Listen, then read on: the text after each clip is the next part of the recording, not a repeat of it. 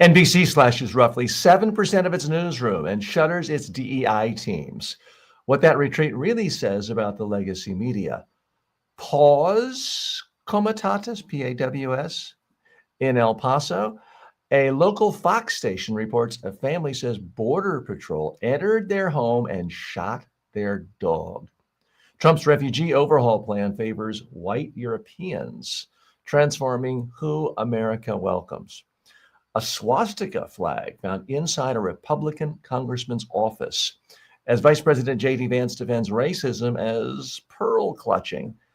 And was 2024 the last year for free elections in America? We'll map out exactly how democracy could die legally. All of that and more today on Filtered. Welcome to Filtered with TJ Walker. Hi, and welcome. Thanks for joining me on the show today. This is Filtered, where we look at the top news stories of the day, top business, economic, artificial intelligence, and culture stories of the day, and then filter it through the lens of communication and personal development skills. But first, let's check in on the markets because we do care about your financial well-being.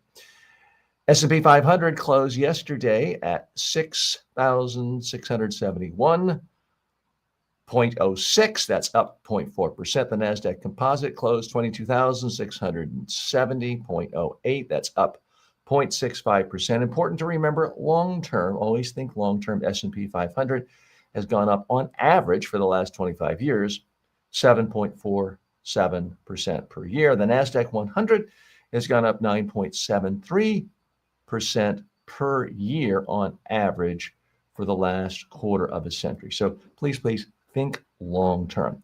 Okay, let's dive right in to issue one. And I do, again, want to thank you for joining me today here on Filtered. Old media retreat, platforms advance. NBC is shrinking, YouTube is surging, and Netflix is muscling its way into podcast. According to the Wrap, NBC News cut about 150 jobs and disbanded its specialized teams behind NBC, BLK, Asian American, Latino, and Out. The verticals will stay, but the journalists won't. Executives call it a difficult day, but it mirrors a larger retreat from DEI commitments across traditional media. Meanwhile, The Hollywood Reporter says YouTube has overtaken every other platform for TV screen viewership and is doubling down on live sports and creator payments. Oh, that's good. And the New York Times reports Netflix will now stream 16 Spotify video podcasts, including the Bill Simmons podcast and Rewatchables, shifting podcast power away from YouTube. The trend is unmistakable. Legacy news cuts back. Tech platforms consolidate control and creators professionalize the space. The attention economy is migrating, not dying, and the audience will follow whoever tells the most engaging stories. Okay, so what's the real message here? NBC News, legacy media, maybe not dying, but getting smaller every day. YouTube is getting bigger, and the Netflix of the world, the so-called premium channels, now realize that there's a lot of premium content right here on YouTube, and they want to dive right in and take a piece of that for themselves. Let's go a little bit deeper. Now, no big news flash that legacy media is dying, primarily because audiences now have a gazillion choices. So it is inevitable that the audiences for traditional broadcast media will get smaller. Therefore, the revenue pies get smaller. Therefore, the headcount has to get smaller. I mean, that's just simple math and capitalism combined. No change there. It's interesting NBC so pointedly is getting rid of any kind of news that has even the slightest whiff, the slightest aroma of being associated with DEI, diversity, equity, and inclusion. Again, no huge news about YouTube being dominant. It has been number one as far as all streaming media and all audiences for a while now, but it's continuing to get stronger. Its move into live sports is kind of a big deal, since live sports is the one thing traditional broadcast media still holds on to. And that's the one area where they still do well in the ratings.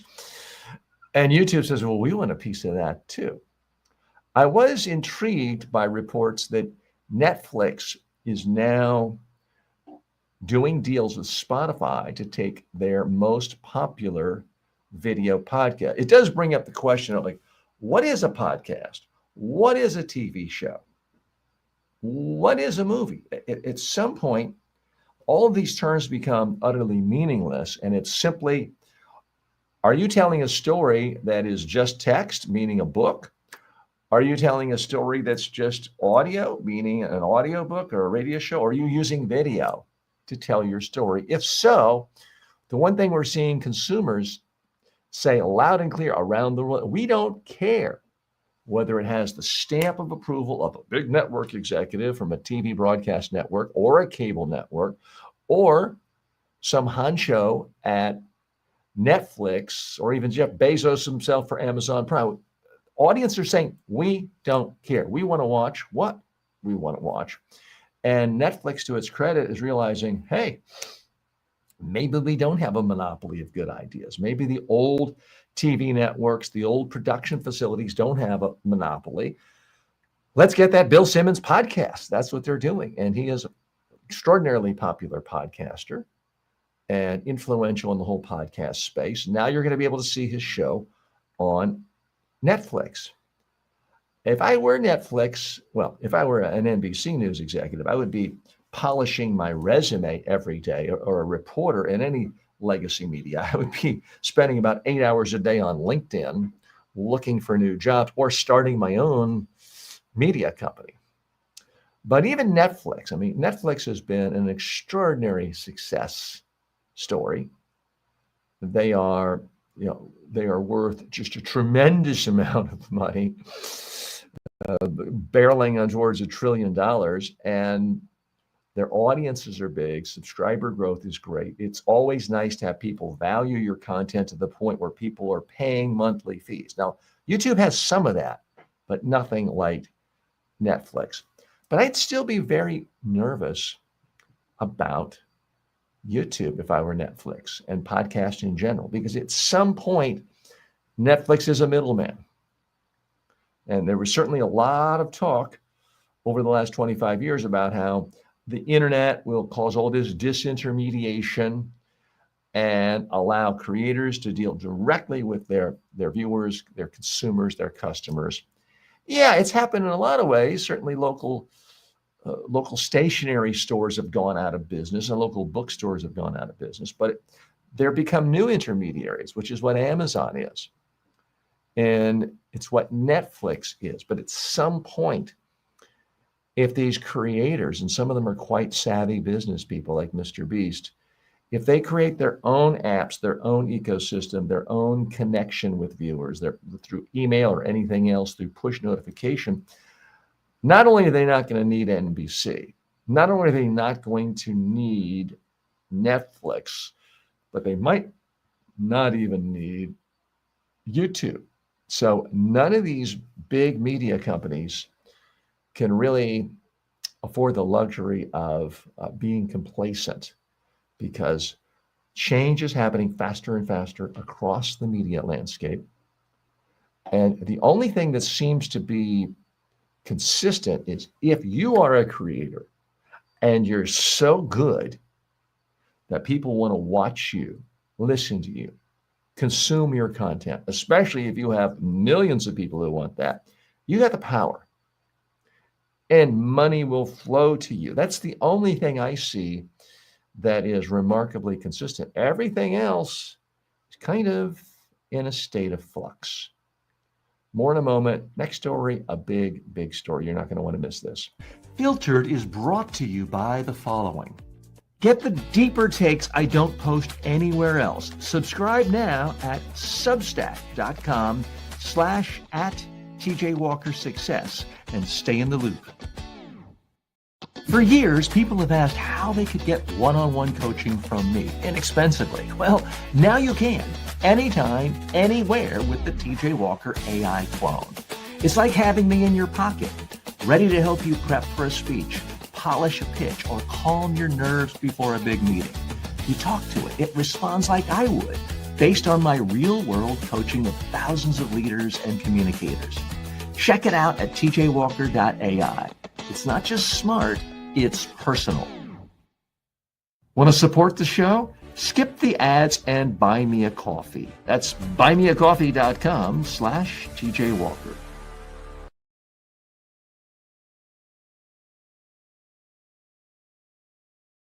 And we are back. Thanks so much for joining me today on Filtered. Issue 2, and this is a big one. Paws Comitatus, that's P-A-W-S. Border Patrol shoots family dog. A local Fox affiliate, KFOX 14 in El Paso, reports that a family says Border Patrol agents entered their home during a smuggling search and shot their Rottweiler shop. Customs and Border Protection confirmed a use of force incident involving a canine and says it's under review by its Office of Professional Responsibility. The family says they warned agents that the dog was secured in a bathroom, but one agent allegedly opened the door and fired. No migrants were found, and the family plans legal action. The case has inspired me, at least, with a new phrase: Paws Comitatus. Now, it's a play on Paws Comitatus. That's the law that limits military involvement in domestic policing. The question now, whether there's a line between border security and armed intrusion into American dogs or American homes and killing our dogs. Okay, what's the real message here?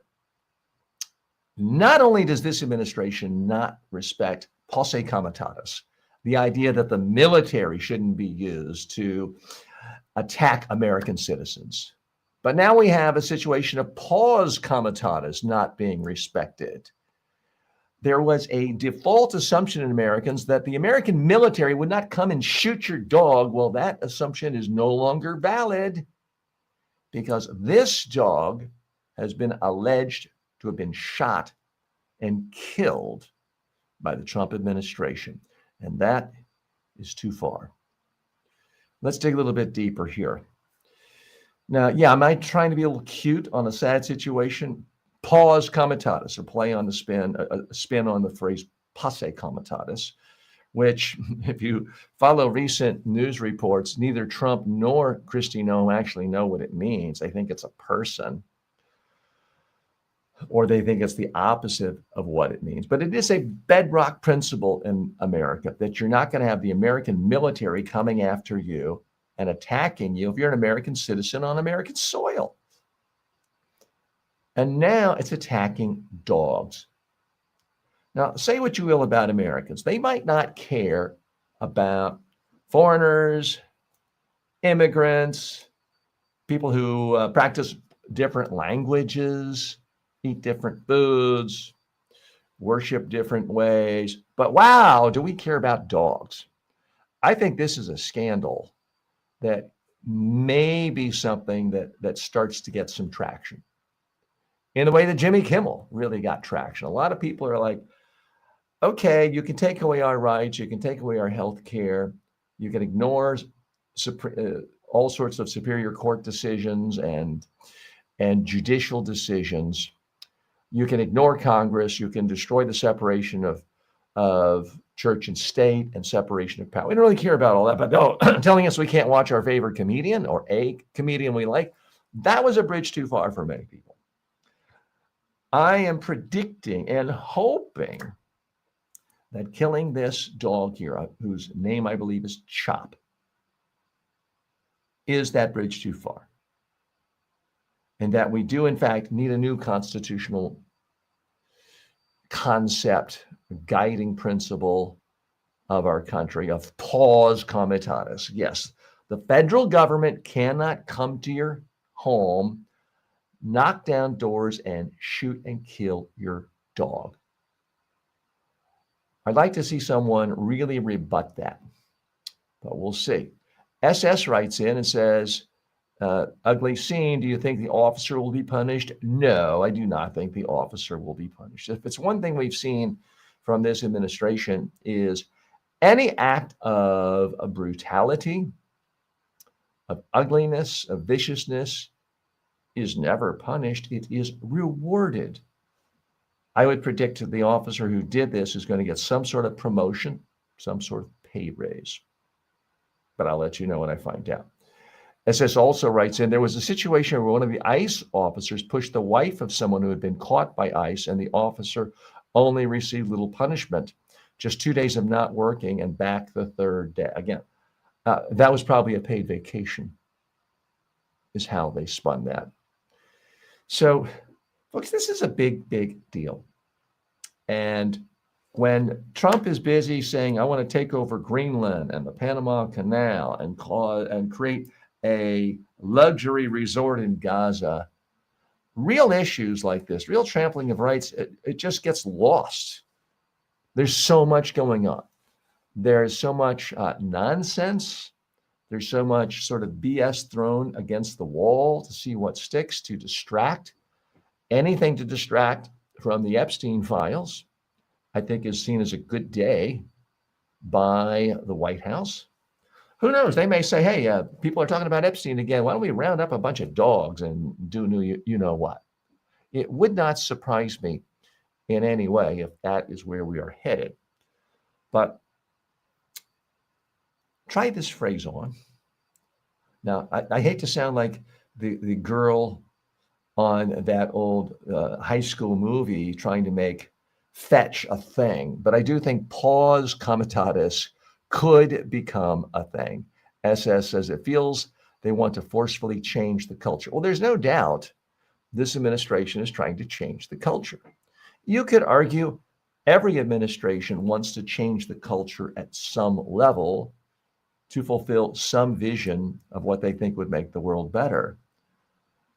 But I don't think most Americans think the world is better if, to use a phrase that conservatives loved 30 years ago, jackbooted thugs can march into your house and shoot and kill your dog. I don't think that is the vision that you're going to be able to sell very easily to Americans. I do want to remind people the facts of this case are still being sifted through. It was originally reported by a Fox TV station in El Paso, Texas.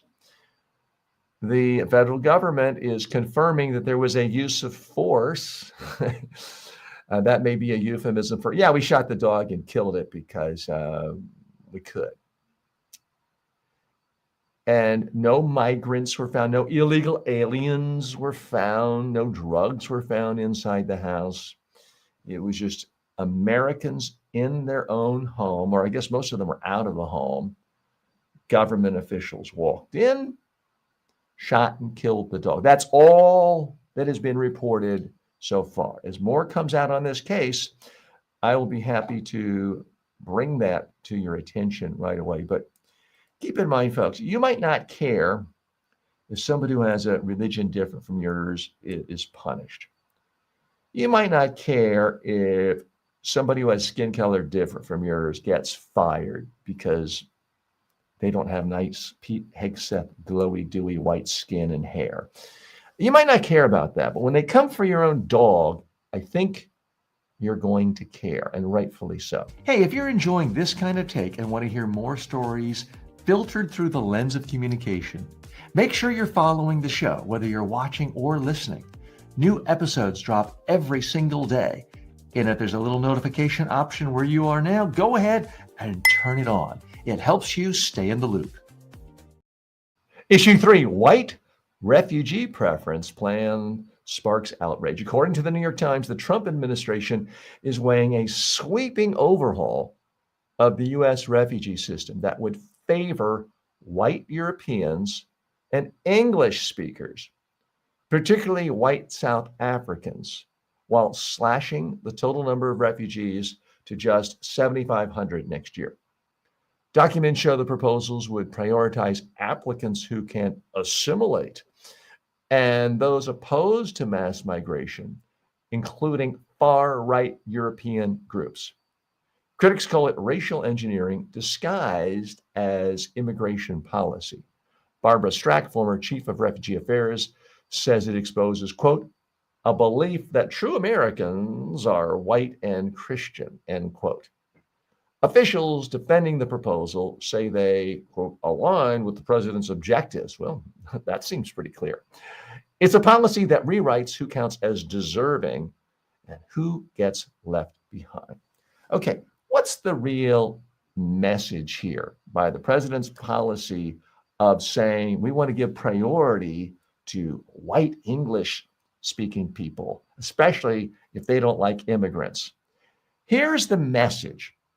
Hey, Black people, go away. Hey, Asian people, you're awful. Hey, Hispanic people, stay out of our country. We don't like you. That is the real message this is sending. Let's go a little deeper here. So, look, I'll be the first one to admit that the term racism has been thrown around promiscuously the last 10 or 20 years in America by people in the center, the liberal, the left, the progressive wing of things. And it got to the point where many Americans were walking around on eggshells. And if a Republican wanted to propose something about a tax policy that affects a particular soybean, sometimes people, well, that's a racist policy. And it just got to the point where it didn't mean much. People are like, oh, yeah, you're just crying racism all the time. And if everything is racism, well, then nothing is racism. Well, let me tell you, this is racism. When you say of all the people who are oppressed in the world, refugees fleeing dictatorships and atrocities in places like Syria, and you're saying a relatively rich white South African who has a life cushier than 90% of people in the world is somehow more deserving to get to come to the United States than any place else, that's insanity. The idea that someone in Germany who espouses racist policies and says, oh, we don't want any non-white people coming into our country, and then gets some criticism on Facebook, now goes to the front of the line trying to move to the United States because they're an oppressed minority for their views. That's absolute insanity. And this is what we're seeing here. Again, not everything in the world is racism. Point one. Point two, Republicans, I believe, have been unfairly attacked on a whole variety of issues over the last 10, 20 years as being racist, when in fact, it wasn't really racist. It was just a different point of view. Point three, this proposed policy from the Trump administration to completely alter the criteria of who gets to come into this country or not is racist because it's putting such a priority on white English speaking people. Let's not forget what has made America wealthy, what's made it great, what's made it interesting, what gives us the best restaurants in the world and the best technology in the world is that we let people from all over the world come here. And quite often, the first generation doesn't speak English. Certainly, the day they arrive on our shores, they didn't speak English. But the second generation is sometimes Steve Jobs. Do you really wish that Apple had been founded in Canada or China? Because that's the implication. Because Syria is not on the list of places where Trump wants more people. And that is where Steve Jobs' birth father was from. So let's be very clear about what this is. This is an attack on American culture. This is an attack on what made us great. This is an attack on the intellectual and social and cultural capital that has made America great. And yeah, it's an attack on Black people, brown people, and people of any color other than white. And it actually is racism. I don't toss that word around promiscuously. But just because it is used too promiscuously from time to time doesn't mean it actually exists.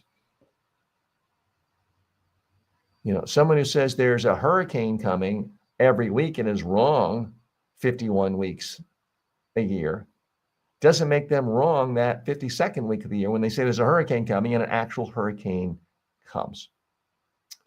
Now, SS writes, is this against the Constitution, this program? Well, that's a funny area, SS, because we now live in a bizarre, twisted world where the Supreme Court is essentially acting like henchmen and henchwomen to Donald Trump. It's like, whatever you want, boss. They are acting increasingly like they are his personal defense attorneys. And they did, in fact, essentially say he can do no wrong. As president, you can't be held guilty of anything. And in decision after decision, they say, hey, whatever you want, boss, whatever you want, boss.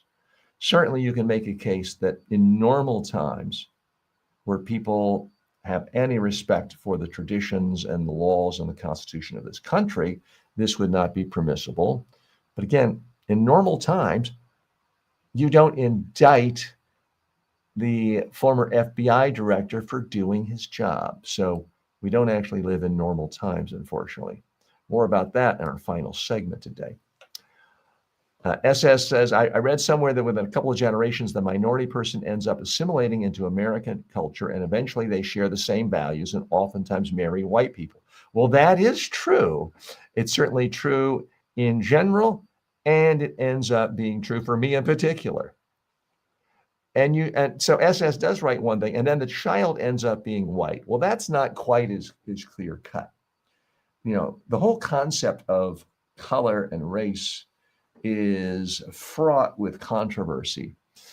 And you don't become white if you have a white person having a child with someone else. You have someone of mixed race, if you even believe in the concept of race. We'll be talking about this more in the future, but right now, we're going to have to go on to the next issue. Back in a moment. We'll be right back after this break. Want more? Grab my 5-book success library for $9.95 at tjwalker.com/books. It's the fastest way to level up your communication. Imagine being the most confident person in the room, whether you're on Zoom or on stage. That's what thousands of professionals are learning to do right now through my online communication courses. At Media Training Worldwide, you can access my complete training library on demand, affordable, and actually effective. Whether you're preparing for media interviews, client presentations, or TED-style talks, I've got you covered. Check it out, MediaTrainingWorldwide.com. You'll never wing it again. Swastika scandal and the moral rot of the MAGA right. A growing crisis of decency is hitting Republican politics. Politico reports that Capitol Police were called after a swastika flag was discovered on the wall of Ohio Congressman Dave Taylor's office, a Republican. If I had to even tell you that. Taylor condemned the, quote, vile and inappropriate symbol. So good for Dave Taylor actually condemning a swastika flying in his own office, and said he ordered an immediate investigation. Those staffers claimed vandalism. Okay, if you buy that, I have a bridge to sell you. The discovery came one day after Politico also exposed a leaked Telegram chat among young Republican leaders filled with racial slurs, Holocaust jokes, and praise for Hitler.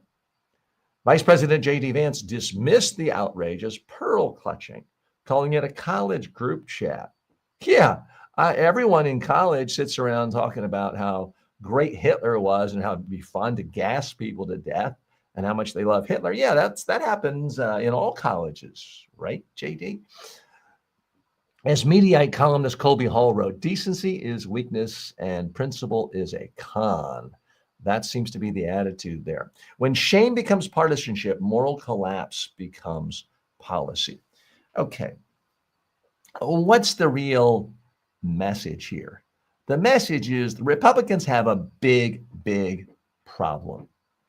And their young people especially are openly embracing their love of Hitler, their love of gassing people. And now swastikas? Imagine if a Democratic congressional office had a picture of Charlie Kirk with a bullet going into his neck and saying like, great day. There would be such an outrage. That person would be fired. They would be doxxed. They would be prosecuted. And yet here we have a Republican with a swastika built into a flag. And it's like, oh, must have been vandalism. Right. Let's dig a little bit deeper here. Okay, this ties into the previous story we just talked about on this show, which is Trump openly embracing a new refugee plan for America that specifically favors white English-speaking people. Again, I don't know how you can label that anything other than racist. If you're saying we want white people, we don't want black, we don't want people from Africa, we don't want people from Asia, unless you're really rich and can spend $5 million for a golden passport. But white people, if you're a white person, and especially if you're a conservative white person who is trashed letting immigrants into your own country, well, then by all means, come on in. That's the message. And here we are talking about the fact that a swastika is in a Republican office. Republican Telegram messaging platforms are talking about their love of Hitler. And where are they saying people deserve priority, to get on the priority list if they want to declare refugee status and move to America from the eastern parts of Europe? Of Germany? Specifically, people who have spoken out forcefully against letting immigrants into their country. You know what else those people often spoke out against? Well, look back at the swastika and maybe you can connect 2 and 2 together. It's JD Vance is basically saying, he's following the Trump playbook. He's saying, hey, you're talking about a scandal that makes the Republicans look bad. And that is a violation of our communications playbook. We only talk about something that makes Democrats, liberals, centrists, progressives look bad. We only talk about things that make rhino Republicans look bad. But if you dare mention a fact-based story about how young Republicans are talking about their love of Hitler, the fact that you're doing that means you're a bad person in JD Vance's eyes. Not the embrace of Hitler, that's okay. But the fact that you're talking about in a fact-based story that Republicans are on record of saying they love Hitler, that's the pearl. Oh, why are you worried about these, playful little jokes our team did? You should be far more worried that some obscure associate professor at a small liberal arts school in Iowa 14 years ago advocated the use of the word Latinx. That's the real scandal, according to JD Vance. It's all about loyalty. You're disloyal if you ever criticize any fellow Republican. And folks, this is what closed societies do. This is what tyrannical regimes do. They don't want to control just your speech, although they do want to control your speech. They want to control your thought. And what JD Vance is doing, he's following dear leader, his great orange patron, in saying the whole world has to be divided into good and bad, and you only talk about bad when it comes to someone who opposes us. Hey, these young Republicans, they're on our team. They get a pass. Which leads me to our final issue of the day. This is a biggie. You're going to want to stay tuned for this. Filtered is brought to you by the following. You don't need a new degree. You don't need another expensive coach. You need the right communication habits, and I'll teach them to you in just a few minutes a day. At MediaTrainingWorldwide.com, I've created the most comprehensive library of online communication and personal development courses anywhere. You'll learn public speaking, media training, persuasion, executive presence, and more. These are the same methods I've taught to world leaders, but now they're affordable and accessible to everyone. You can start for free and upgrade anytime. Go now to MediaTrainingWorldwide.com.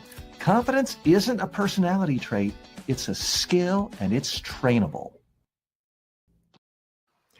Issue 5. When the edges decide, was 2024 the last free election America will ever see?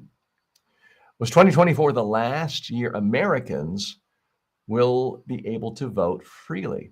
In the past 10 months, if the past 10 months are the roadmap, democracy may not survive the next 2 elections. A Supreme Court ruling has essentially declared the president immune from prosecution for official acts, opening the door to unchecked political targeting. If former FBI Director James Comey can be indicted for disloyalty, what stops federal prosecutors from indicting or arresting every leading Democrat polling ahead in September 2026? Oh, TJ, that couldn't possibly happen. Oh, couldn't it?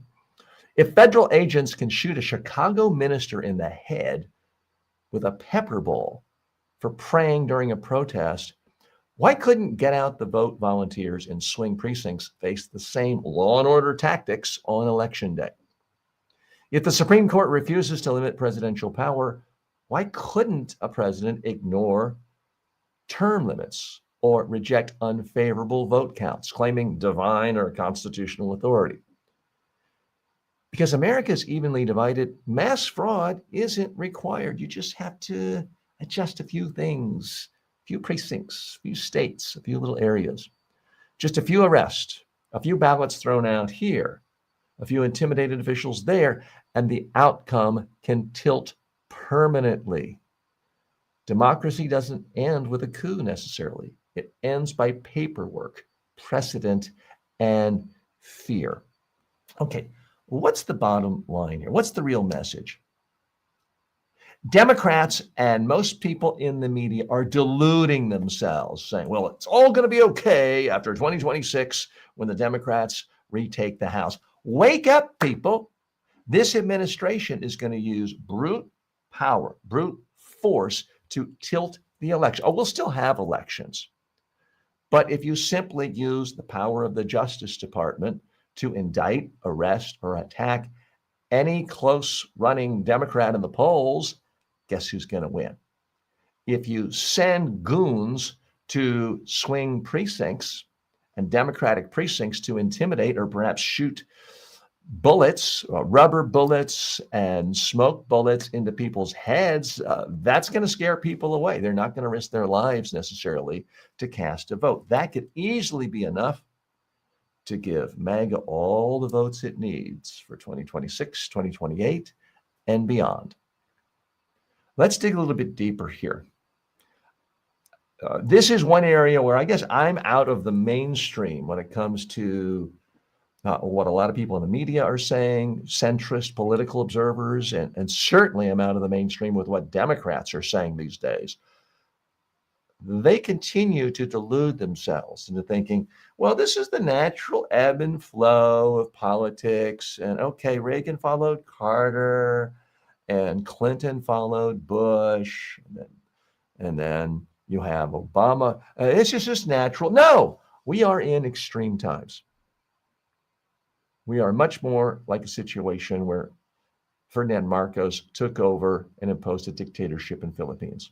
We are much more like what happened in Hungary when Viktor Orban came to power through an election and then systematically shut down the media, shut down opposition, harassed and attacked. Oh, they still have elections. Wink, wink, nudge, nudge. Very similar to what happened to Russia. It's easy to forget now, but when the Soviet Union fell, it seemed like this was going to be some kind of a democracy, and Putin shut it down. It happened in Italy in the last century. It happened in Germany. And it can happen here. We have seismic changes to our political landscape. And people are deluding themselves thinking it's just the same old, and it's going to be ebb and flow, and our vote will count next time. Why do you think your vote's going to count next time? What we know for certain is if it comes down to, let's say, the presidential election, If it comes down to anything close to what happened in 2020, we know if there's a tie vote somewhere, the vice president is going to do 100% the bidding of the president. There's not going to be there's no Mike Pence's in this administration. So we have a situation where the tie is always going to go to the MAGA crowd, but that's not the problem. The issue is more like, what if elections are close and things really come down to, let's say, 3 states in 2028?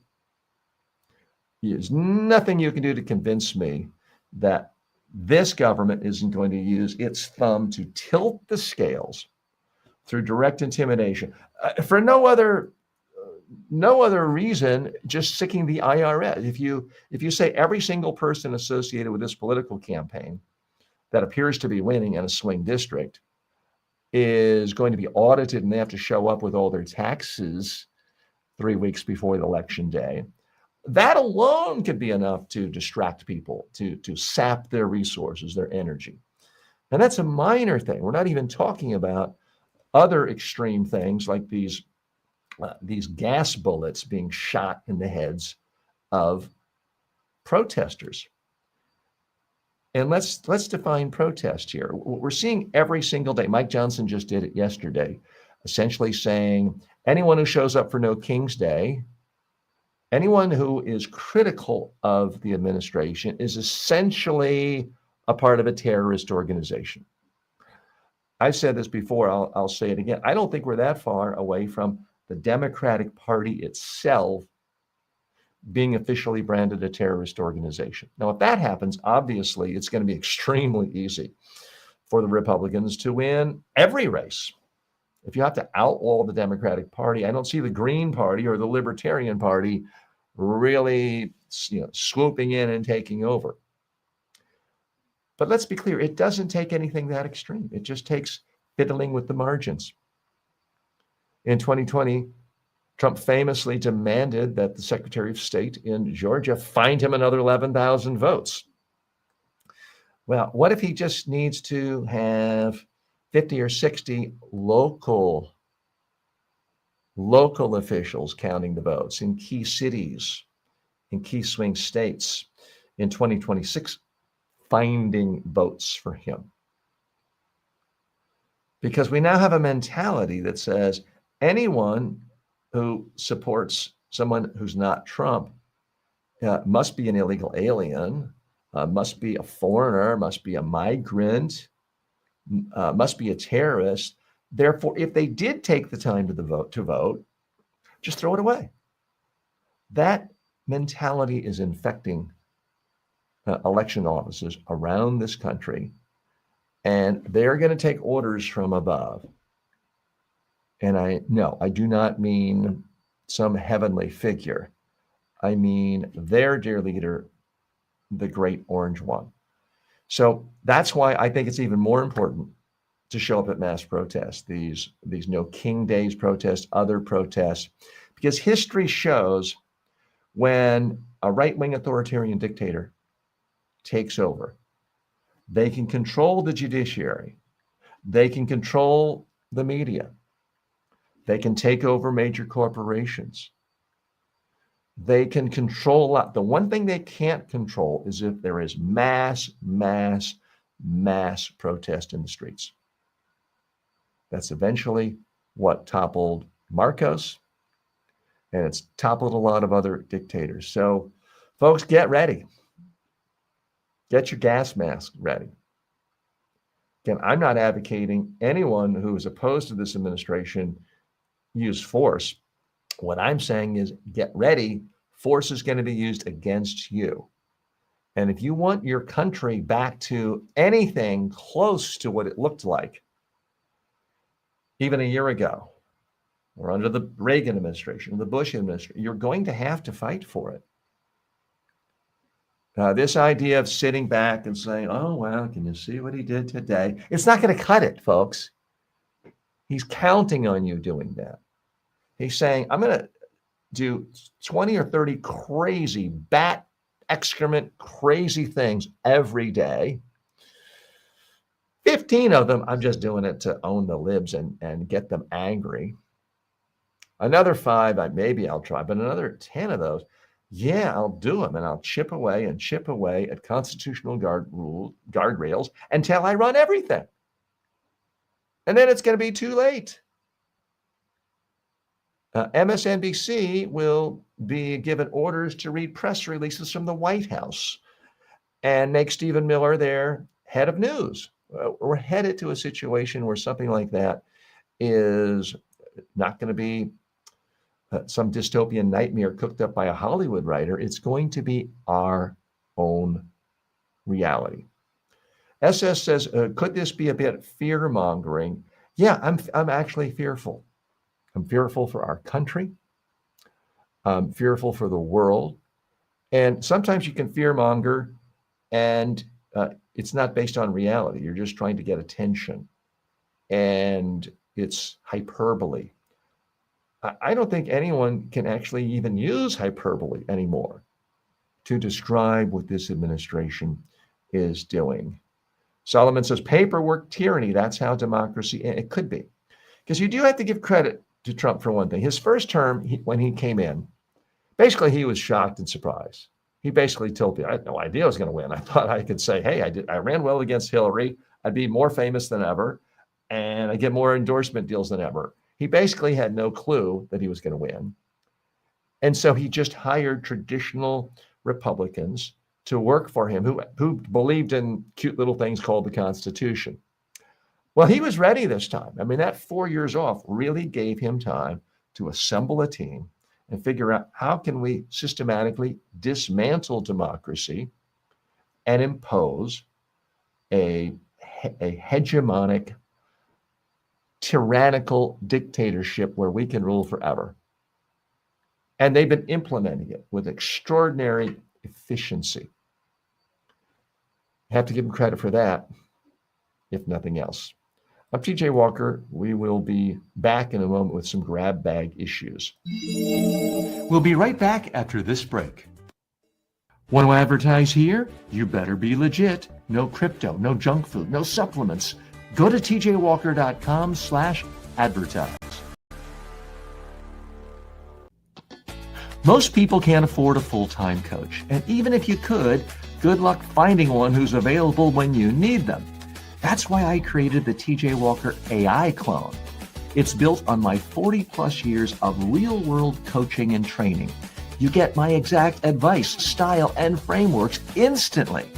Ask it how to handle a tough question. Get feedback on your elevator pitch. Rehearse your next big talk. This is the next generation of communication coaching. It's smarter than an app, more personal than a course, and always ready. Start using it today at tjwalker.ai. You'll wonder how you ever did without it. Welcome back to Filtered. I'm your host, TJ Walker. If this is your first time here, thank you for joining us. For 40 years, I have worked closely with billionaire fund managers, leaders, CEOs of every major industry, politicians, presidents of countries, prime ministers, Nobel Peace Prize winners on how to communicate effectively and on their personal development skills. So what this show is about is analyzing the news through that lens of communication and personal development skills. Here's my pledge to you. If you spend some time with me each day, you'll learn a little more about some of the most important news of the day, and you'll learn how to be better, more successful yourself. You'll have more communication skills, personal development skills to help you. So that's my pledge to you. It's a new show. We're only about 7 weeks old, new in this game. And I want to thank you for spending time with me. If you're listening on a podcast, thank you. We are new on so many podcast platforms. Please take a moment to follow us, to subscribe, to leave a review on any podcast platform. If you're watching on YouTube, or our friends on TikTok or Twitch or X or LinkedIn or Facebook or half a dozen others, thank you for watching on that platform. Leave a note. Let me know where you're watching this and what you like, what you don't like from the show. I do read all comments, questions, and criticism. So thanks so much. Also, if you're new to this show, keep in mind, this is not some political punditry show. I started this show to talk about top business news, economic news, technology news, and culture news of the day. If I had my preference, I would never have to even mention the name of the President of the United States. Unfortunately, we live in a time where the great orange one is trying to control every aspect of business and every big technology company and every aspect of our culture, including what comedians we can watch. So there's really no way of doing a show where you talk about top business stories, technology stories, and culture stories without touching on politics these days, which is, by the way, one of the reasons why most people in advanced democracies hate tyrannical dictatorships. They want there to be a separation between what the government meddles in and puts their nose in and what the private sector can focus on without restraint. So there you have it. That's what the show is all about. Now, let me cleanse my palate a moment. Let's talk about something completely apolitical. New study comes out. People hit their functional peak around the age of 60. New research shows humans may not reach their overall functional peak until around age 60, not in their 20s, as a lot of people think. Yes, speed declines, but wisdom, balance, and judgment do, in fact, rise. This was a new study by a major academic institution. I found it on a website called Study Finds, which really vets serious intellectual research from major academic institutions. So not everything is about how quickly you run, how much you bench press. I have to tell you that, yes, certain fields are different. In the field of physics, for example, whether it's Einstein or others, there does seem to be something about early to mid-20s when the world's most brilliant physicists come up with their greatest ideas. And certainly in the world of most professional sports, people tend to peak in their early 20s, although gymnastics, you could say, is a teenager.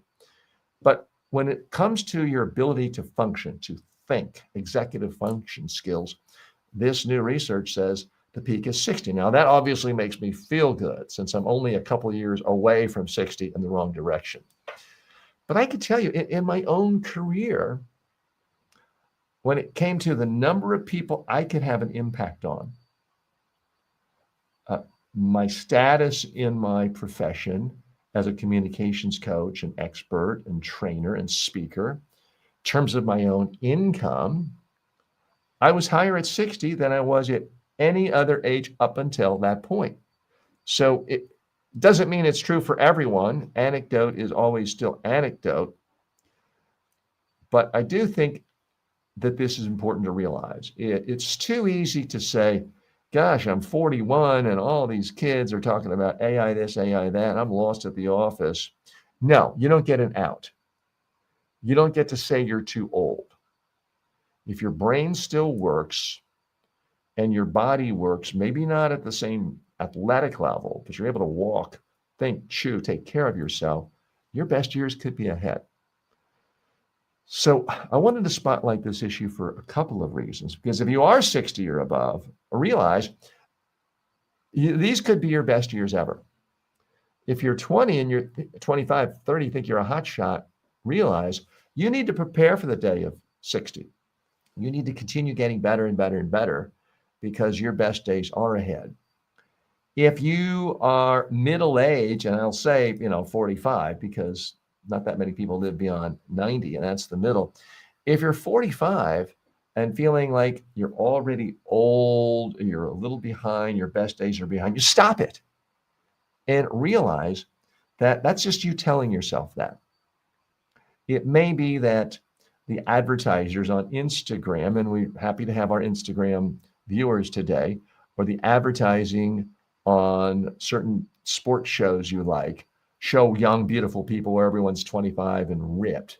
It may make you feel like you're old because you don't look as good as you did when you're 20. Realize that's not, unless you're a full-time fashion model, nobody cares what you look like. You still have a lot to offer if you do several things. If you try to learn new, hard skills every day, and you experiment every day, and sometimes you fail, sometimes you win, and you reach out to share your experiments with people. If you continue doing that, you're going to continue to grow. You're going to continue to function at a high level. You'll be valued in the marketplace. Are there some companies that's where the founder's 35 and basically says, I don't want any old folks around here to remind me of my mom and dad? Yeah. I remember once I went to a job interview for a company. It was called The Globe. This was before YouTube, before Facebook, but it was before MySpace. We're talking about like 1998. It was the hot new thing. A couple of 23-year-olds started it. It was a kind of a social media network. They went public and they were all, they were worth tens of millions of dollars. I went for a job interview and I was, I think, like 28 at the time. And the person interviewing me, I think, was 23. I was like, how would you feel about working for someone a lot younger than you? Because all the managers were like 24. So I could have gotten really discouraged. So, gosh, I'm 28. I'm already too old. Because the clear implication was, hey, TJ, we don't want an old timer like you at age 28. I could have used that to psych myself out. And instead I said, okay, I'm not for them. They're not for me. And I moved on. Not everyone is going to love you at any age, but realize you need to embrace the learning and wisdom that comes from every age. And this study reaffirms that for many of us, we don't really peak until age 60.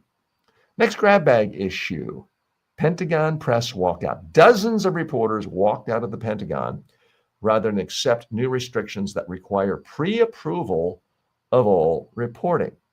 They called it a death knell for independent journalism. Now, we've talked about this several times in the last few weeks. This Pete Hegseth thing, this guy is absolutely crazy, although he does have good hair. You have to give him that. But he really does think he's living in Putin's Russia.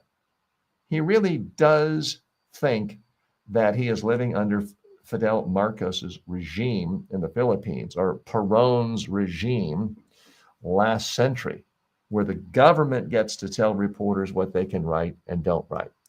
So I was very happy to see that even the Wall Street Journal said no to Pete Hegseth. Even his old bosses at Fox News Channel said, no, we're not going to sign this. If that's the price of admission to get into the Pentagon, we'll just have to use the telephone and email and use our own sources. So I think, fortunately, this could cause a real backlash. And if anything, media criticism and media coverage of Pete Hegseth and the Defense Department, and yes, it's still legally called the Defense Department, so that's how I will refer to it. I think they're going to get harsher criticism, and he's going to get the exact opposite of what he was hoping for. So I am very happy to see that not every media organization is willing to bend its knee every time this administration says, throw your integrity out the window and now do what I say. CBS did it by bringing back, or ABC did it by bringing back Jimmy Kimmel, not CBS. And others are occasionally doing it. I'm happy to see them do this as well. Okay, next issue. CIA covert powers in Venezuela. The president reportedly authorized the CIA to conduct covert operations, even lethal ones, inside Venezuela. Critics warn the move could ignite regional conflict. Folks, this is really playing with fire. Let's give Trump credit where credit is due. When he ran for president the first time in 2016, well, the first time most people remember, everyone forgets he actually ran for president in 2000 and talked about running for president every year, all the way back to 1988. Do your research, you'll find it. But the first time he really ran seriously for president in 2016, he said basically that he wanted to be an isolationist. He didn't use that word, But he's like, I don't want to fight other people's wars. I don't want America to be the police of the world. I want us to take care of ourselves. That was his message. And for the most part, he stuck with that in his first term. Did not get us involved in World War III. Many feared that he would, but he didn't. But now here we are, only 10 months in, 11 months into his second term. And we see things like this. We're just, bombing other countries, bombing their boats, killing their citizens, not declaring war, not doing anything with approval of the United Nations or the U.S. Senate, just going off and doing whatever he wants. And now implying he wouldn't mind if we just assassinated Maduro, the leader of Venezuela. Now, I'm no fan of Nicolas Maduro, but the idea that the United States is just going to pick what leaders we like and they get to stay and we support them and give them money as we are doing in Argentina, and then saying, well, we don't like this leader, so I'm not comfortable with that. And if you are right of center of the libertarian bent, I don't think you should feel comfortable with that. If you feel America gets embroiled in too many conflicts all the time, all over the world, and it costs a lot of money and lives, I don't know why you'd be comfortable with that as well. So this bears attention and watching. Our final grab bag issue of the day, China. China's rare earth retaliation. China has announced sweeping restrictions on rare earth mineral exports, threatening American technology and auto industries. The U.S. is threatening 100% tariffs in response. And China is saying, you know what, this idea that you're going to just bash us constantly, put big universal or unilateral tariffs against us, and you think we're just going to sit back and take it? Wrong, Donald. Wrong, great orange one. You're not great to us. We've got a few trump cards ourselves. And one of them is their rare earth minerals. Now, I'm not an expert on rare earth minerals. Supposedly, they're not really that rare, but they are extraordinarily important in numerous industries. Car batteries, for example. And China is just really good at excavating these, processing them, and selling them, and we need them.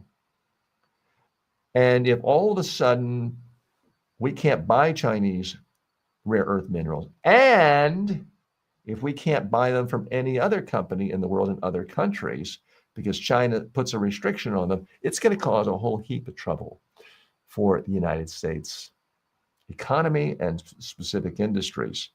So I can't tell you I'm celebrating this. I'm not rooting for China against the United States.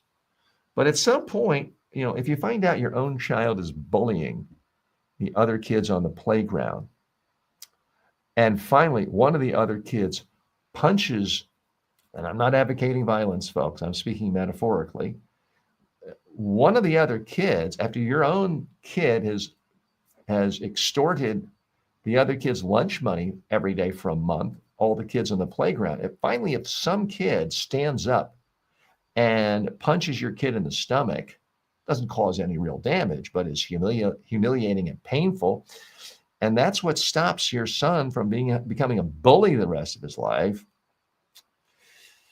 maybe that punch wasn't a bad thing. Again, I'm not advocating violence. I'm speaking metaphorically.